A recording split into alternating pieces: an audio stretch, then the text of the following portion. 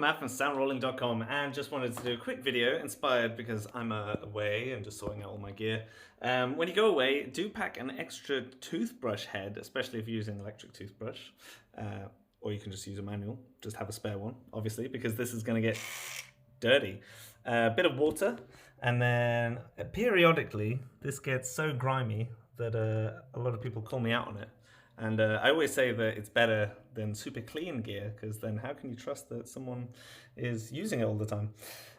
Maybe that's a bit too old school.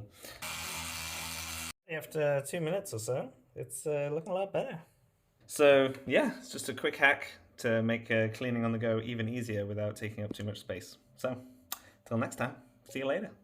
Oh, I should also add about having a can of air is always really good. But let me know any tips you have for cleaning your gear. Sharing's caring.